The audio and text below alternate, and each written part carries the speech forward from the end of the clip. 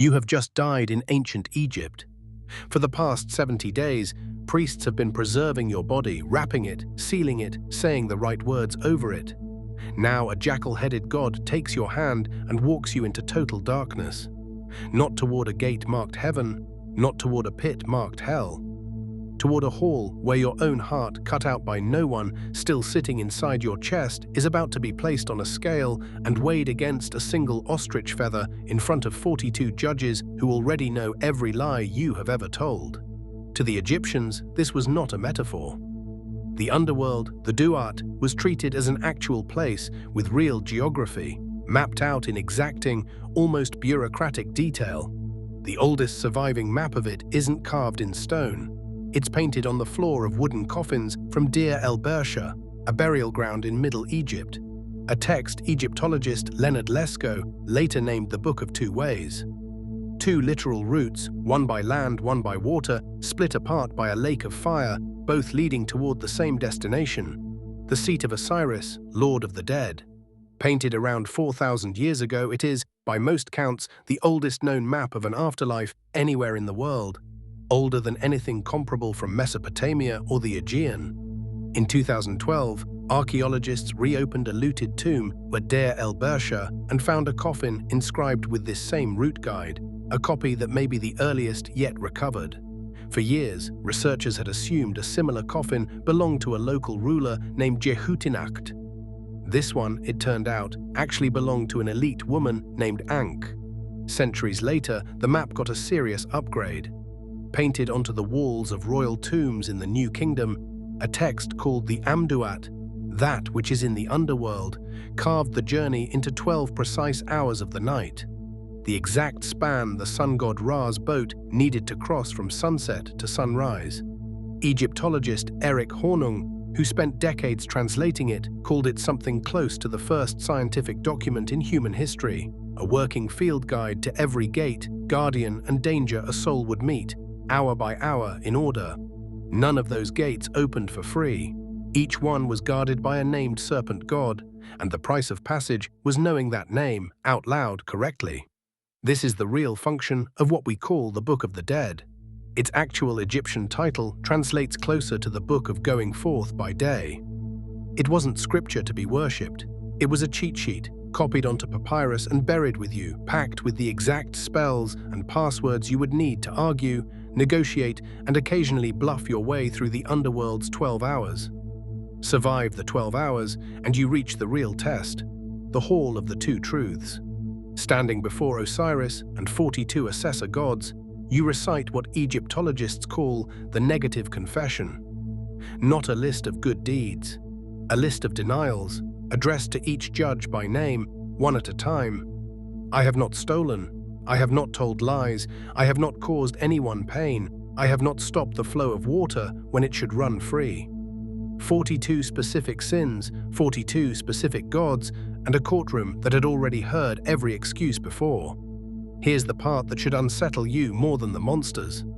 Your own testimony wasn't the evidence that actually counted. During mummification, embalmers pulled the brain out through the nostril with a hooked instrument and threw it away as useless packing material.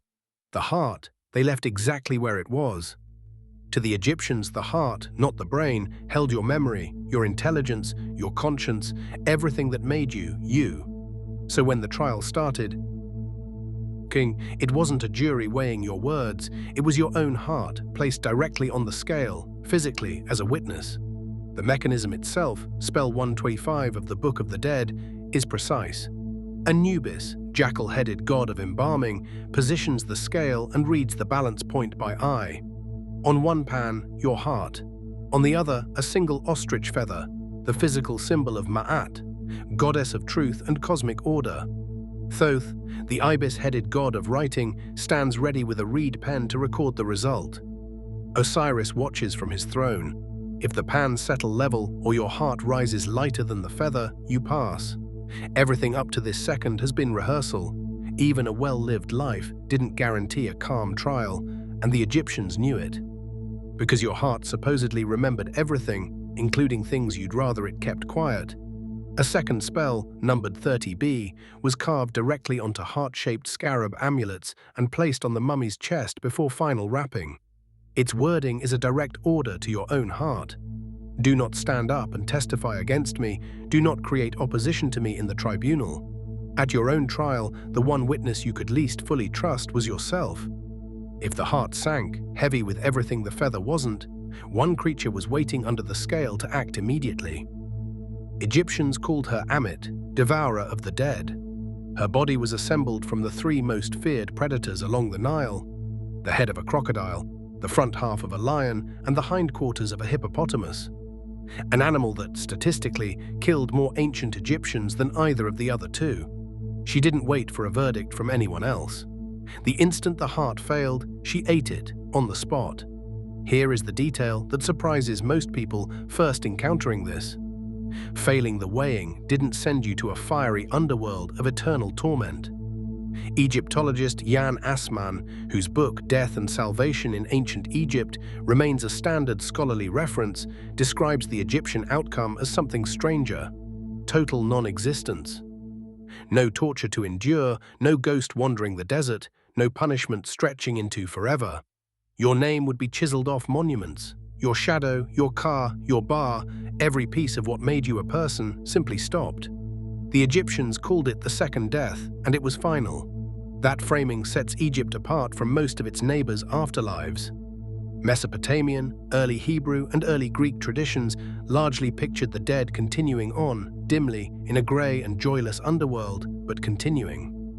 Assmann's comparative reading argues Egypt built something rarer: genuine paradise as the default reward and complete erasure, not eternal punishment as the one real threat. Pain, the reasoning seemed to go, could be endured and eventually forgotten. Simply ceasing to exist could not be survived at all. None of this stayed fixed for 3,000 years, and it's worth being honest about that. Egyptologists studying dated papyri see the judgment scene itself changing shape across eras.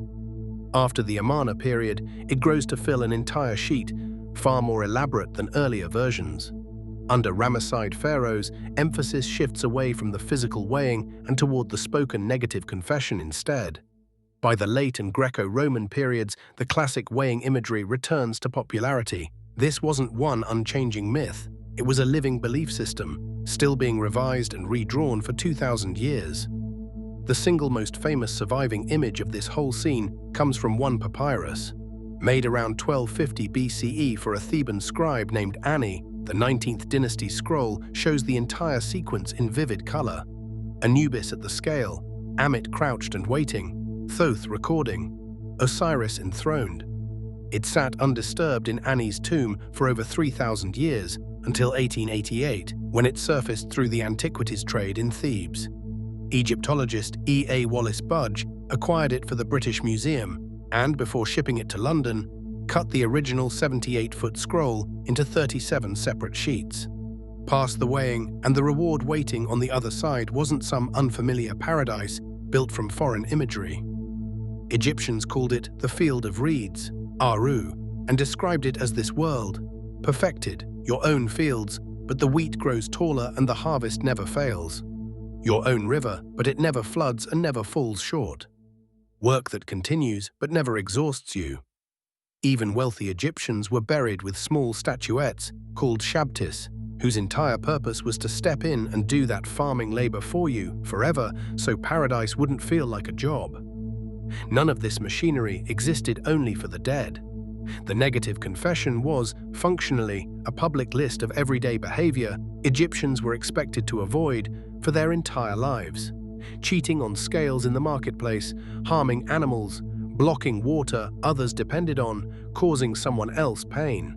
If your heart genuinely kept a physical record of every choice you made, then how you treated people while alive was never a private matter.